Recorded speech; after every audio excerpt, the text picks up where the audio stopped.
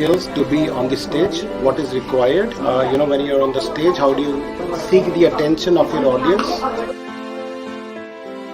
And also, this is the man who can help you to get your dream position for public speaking. So it was an amazing experience having this session with Amandeep. I could learn certain very subtle things which I never got from anywhere else. I would always like to recommend everybody to take a first step in their journey of becoming a public speaker and take the first talk like this.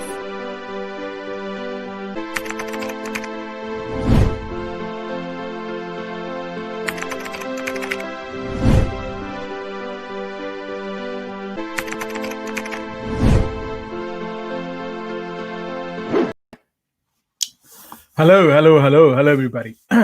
A very good afternoon, a very good evening, and maybe very good morning or a good day to everybody tuning in today. Thank you and welcome to today's live session. Thank you for joining us. I am tuning in live from my home studio right now, which has been created in the last 8 weeks with a very nominal investment.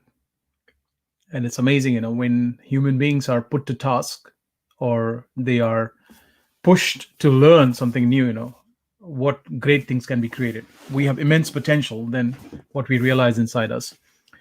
If you are tuning in, please drop me a message. Let me hear you. Let me feel you. Let me sense you. You see those numbers, on my camera. That's because I'm using my phone as a webcam right now. We have a couple of people tuning in right now. And if you've got a question, drop it in the comment box. And if you are inspired, motivated, or empowered by my sharing, then would highly recommend that you put me on a watch party and let your contacts and friends and family members also watch it, so that they can be inspired, they can be empowered, and they can be motivated for the things which they want to achieve in their life. Sangeeta is tuning in. Good to see you here, Sangeeta. Tuning in from Bristol. I have a funny story about Bristol. I think I shared that during one of the live events. Parikshit Khanna, thank you for your kind words, my friend. You see a piece of you in me. That's why I rock in your world. And I'm very proud of what you've achieved. I've seen your testimonial, the latest one. And thank you for helping my team, with some of the strategies about YouTube. So today I am sitting with my book here. For those of you who have not heard or seen, I did author a book which came out this year in January at the International Book Fair in Delhi. A book which was long awaited. And obviously I'm responsible for keeping my readers, away from that book for at least maybe 2 years or so. Because the book was pretty much ready, for almost 2 years, but it was my perfectionist part of me which wanted to, get it more better, and then we got delayed. So I'm going to talk about, the 4 stages of learning today. It is not something which I have discovered. This is something which comes from NLP, Neuro-Linguistic Programming. Yeah, I think some of you are already familiar with NLP. The full form of NLP stands for Neuro-Linguistic Programming. And if you don't know about NLP, it is a technique, it's a vehicle, or it's a system, or whatever you call it, right? It's a kind of a tool or a way to change human behavior. Let's say, you want to give up eating sugar. It's a behavior you want to change. It can be done with the help of NLP. NLP is pretty effective. There are a lot of trainers, who use techniques of NLP to bring transformation to their students' life or to their client's life. And there are 4 stages, of learning as per NLP. And obviously, the way I am, I love to teach it in a way that it simplifies the message. And this is, what my mentor told me many years back, that Amandeep, is it something I can learn? That's the first thing people ask. Second is, is it something, they can apply? And will they get results? If you can satisfy these 3 questions as a teacher, you are in business. You will be highly paid teacher. You highly paid trainer. Okay, Sangeeta is asking some question about story. I will come back to that once I've covered the 4 stages. And Rohit Singla is here. Good to see you here, Rohit. Greetings from India. Thank you. can a 25-year-old be a trainer, coach, influencer? I would love to answer that question. My quick answer would be yes, definitely. It doesn't matter what your age is. Somebody is saying congratulations for the book, and they are coming up as Facebook user. If you haven't given permission to StreamYard, then it'll be very difficult, for me to know who you are. So StreamYard would actually reflect your comment to me, but it will not give me your name. So you have to give permission to StreamYard, because I'm using StreamYard right now to go live at 5 different platforms. I'm going live on 2 Facebook groups, which we manage. When I say we, we as Team Brilliance. And I'm going live on my page. I'm going live on my personal account, and I'm going live on YouTube right now. Okay. Bhavna is here. Good to see you here, Bhavna. You are well in time. So here is, I'm sharing something from chapter 6 of my book. The chapter 6 is Learning the Staircase of Winning. Yeah. And you can, word it as per your requirement. I think we all have our way of saying things. So the first stage of learning is it's called unconscious incompetence. Unconscious incompetence is, like in simple words, you don't know that you don't know.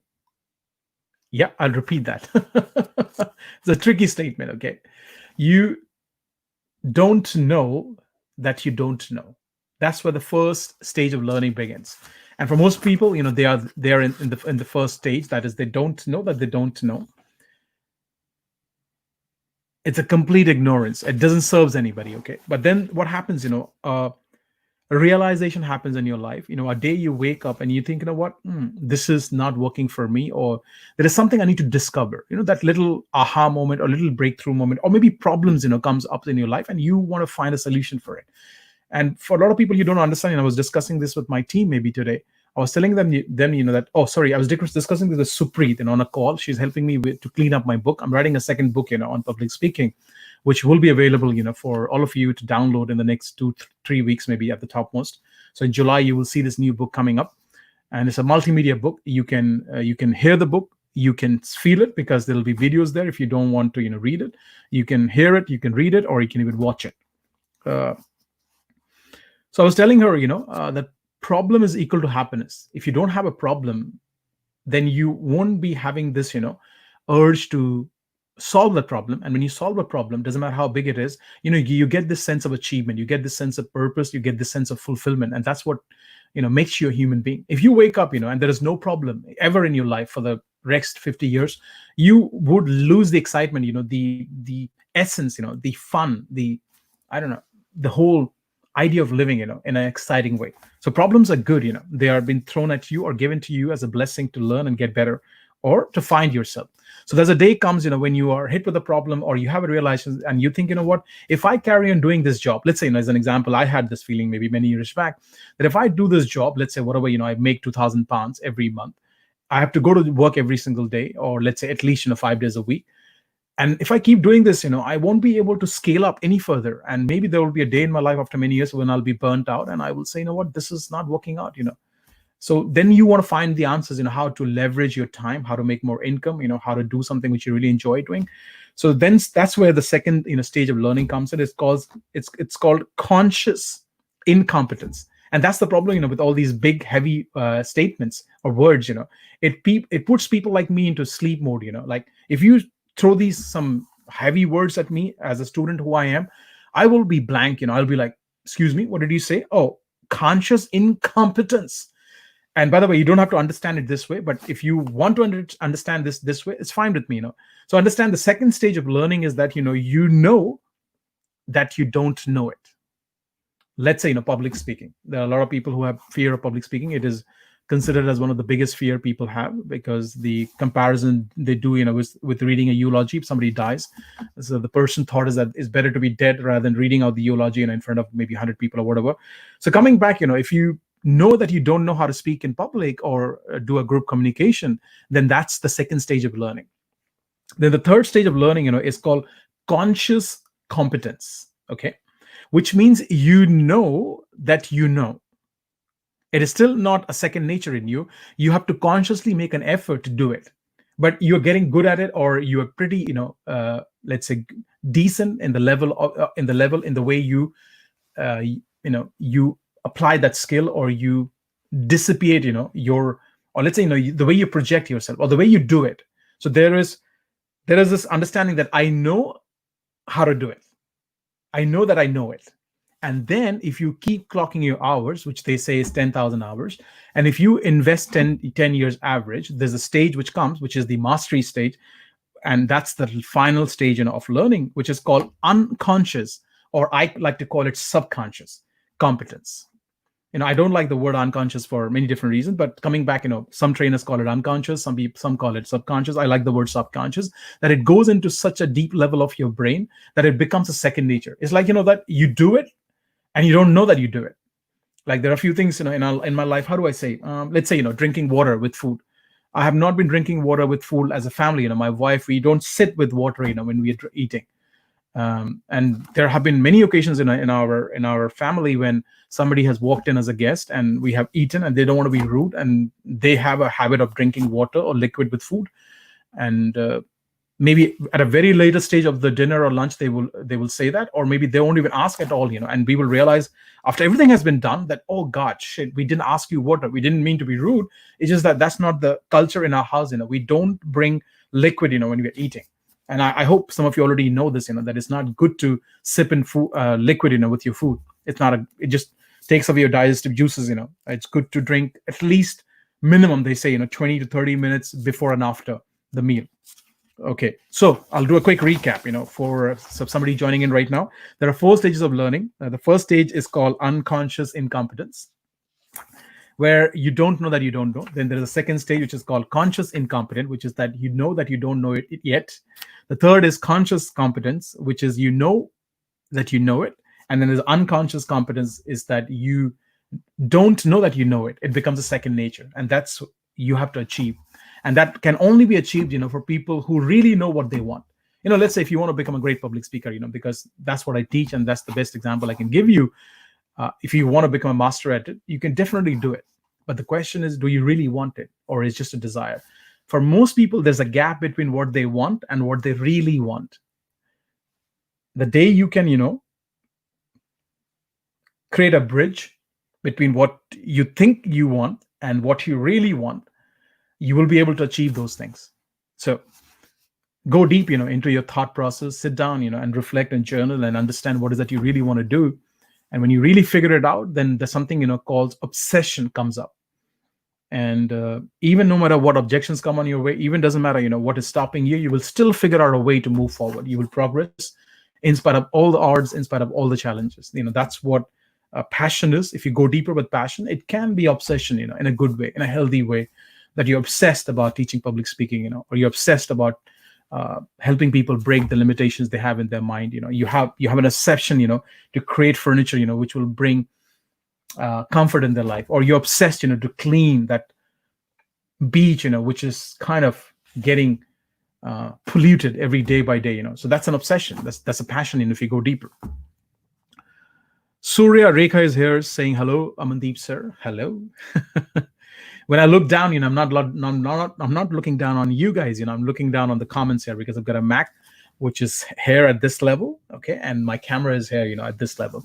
And if you guys do live sessions, which you must do, that if you go live, and if you are kind of in a similar industry like me, you teach, you train, or you're a coach or you're a speaker, then going live, maybe 2 or 3 times a week can definitely double your income in few months' time. That's what this research says now. And obviously give value, when you come live.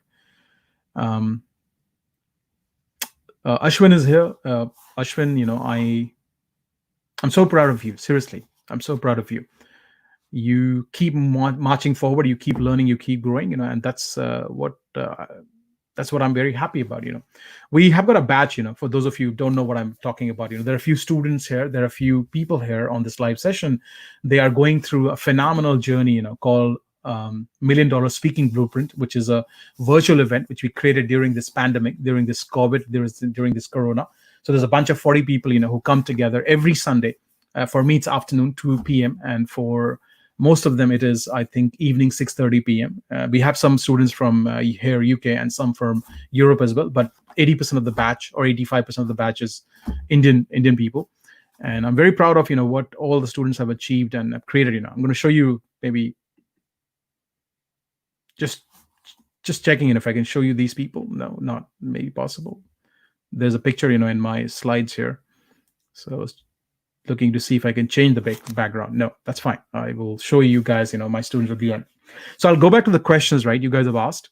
And I hope I have made enough sense here when I have spoken about 4 stages. So if you want to become a master of something, you will have to go through these 4 stages. For some of you, maybe you are at stage 2, that you don't know it yet, and you'll figure it out. You have to obviously get the right mentor, because getting a wrong mentor can actually take you in a whole wrong path, and it can actually make you waste a lot of time of your life.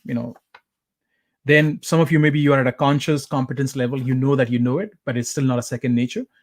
And for some of you, maybe like me, you are at that level where it is, you don't know that you're doing it. Because some people ask sometimes to me, they say like, how do you speak for 14 hours without looking at a script?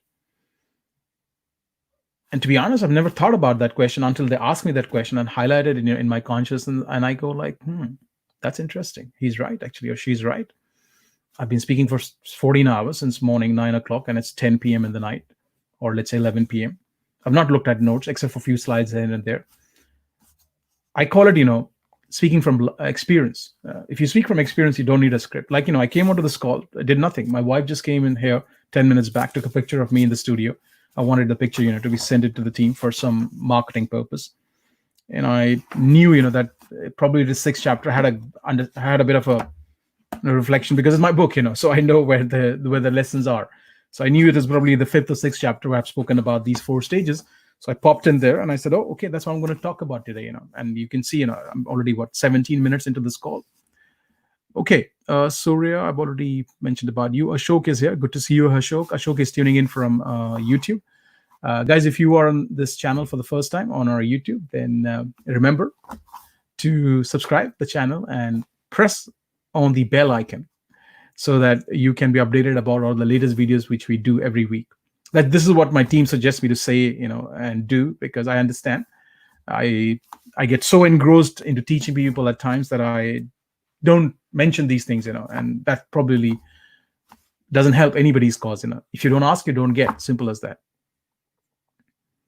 Great. So I will come back to the question. I'll take up Sangeeta's question first. Sangeeta is asking a question which is more related to the class. It will not relate to most people here, but I'll still give a quick answer. I will be going into the group, in a few minutes' time. So that is exclusive group only for our students who have invested, and have committed fully to learn this process over 8 weeks. We've done 6 modules, and the module 7 is still has got elements of storytelling, how to create fun, and humor with your audience, and how to have some common, generic stories, in your toolbox. So whenever you require, you pull it out and share it with the audience. Obviously, there's a way to share. There are like 20 different distinctions, minimum, probably more, you have to work on when you do your storytelling. Rohit, yes, at any age you can become, a teacher, trainer, influencer. It doesn't matter. You could be 15 years old and you could be a teacher. My daughter, she's 2 years and 4 months. If you don't know, that's my daughter, Muskan. She's sleeping right now, and she's a great teacher for me. Obviously, she's not a professional teacher, and I understand your question. So you are a teacher at any stage of your life. If you know about something and you can share that knowledge with others, it makes you a teacher, an influencer, or whatever the term you want to use, a leader. So I hope that answers your question, Rohit. Sangeeta, how long your story must be? Well, it depends. I think, if you're talking, let's say, for 3 hours, you cannot have a story, in my understanding, more than 15-ish minutes. We cannot fix and cut short it. If you're doing a webinar for 90 minutes, that it cannot be more than, let's say, 7-ish minutes. I would say, I would keep it to, at the top most, 7% of the time, let's say, roughly 7%. Ideally, 5% would be great. Rest 90% you can give value, and the last 90%, you can make an offer. You must monetize, whatever you're doing. So I would say 5 to 7% of the time it would be enough, for storytelling.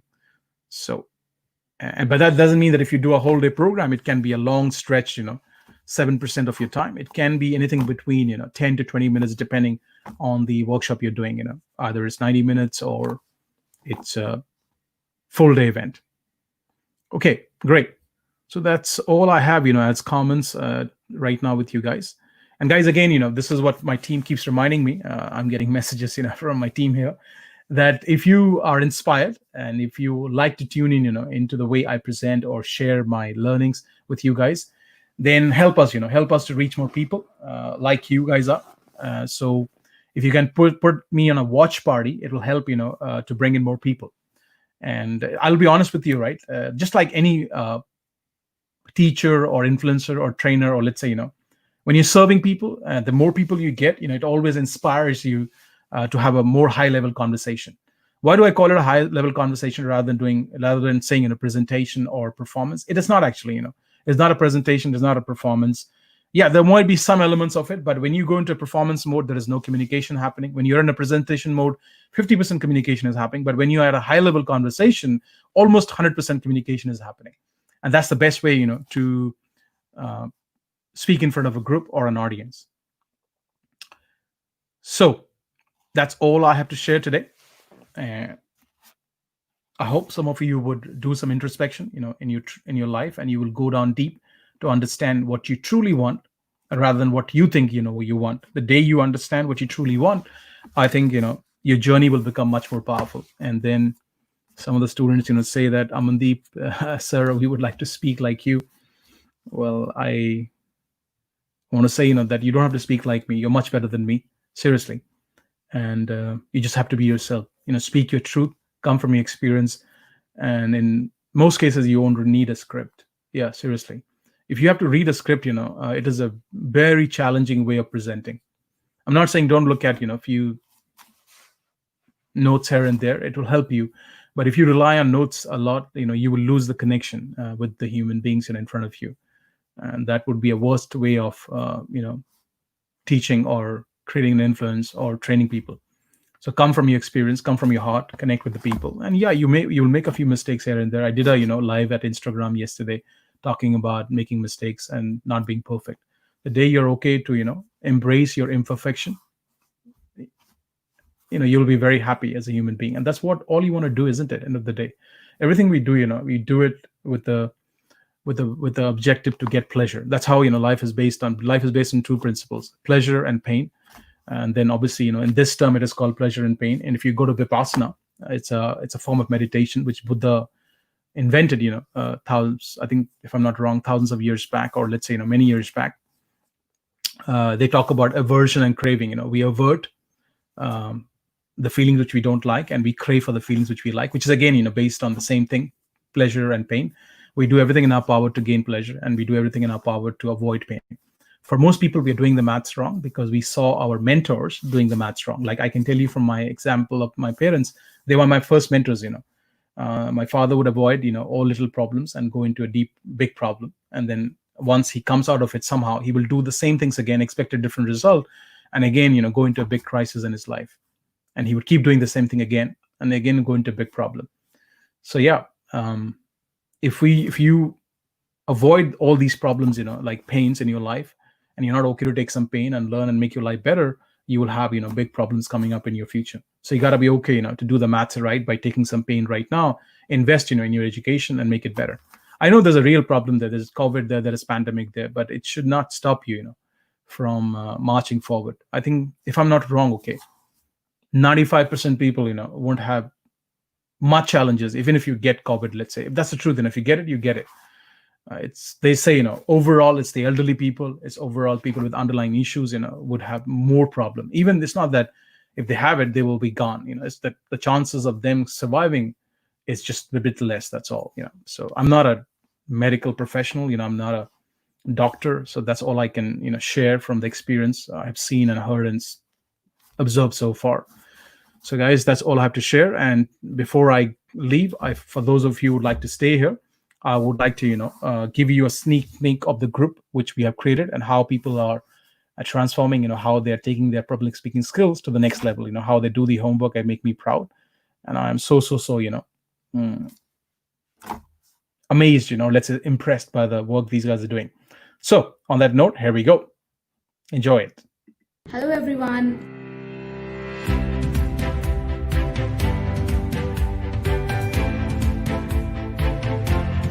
Welcome, welcome, welcome, welcome.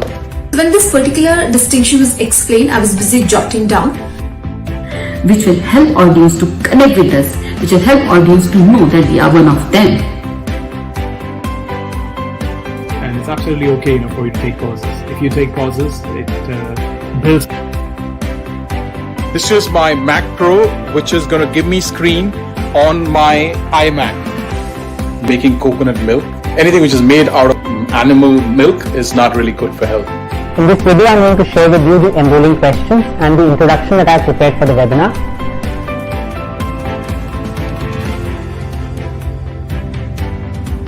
Such a comprehensive and complete sort of a program I have never seen.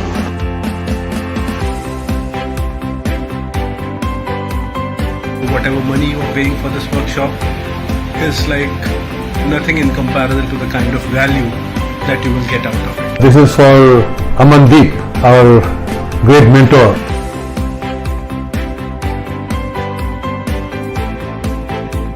How many of you would like to know a secret? And my promise is... And that's my promise. So what are we waiting for? Let's get started.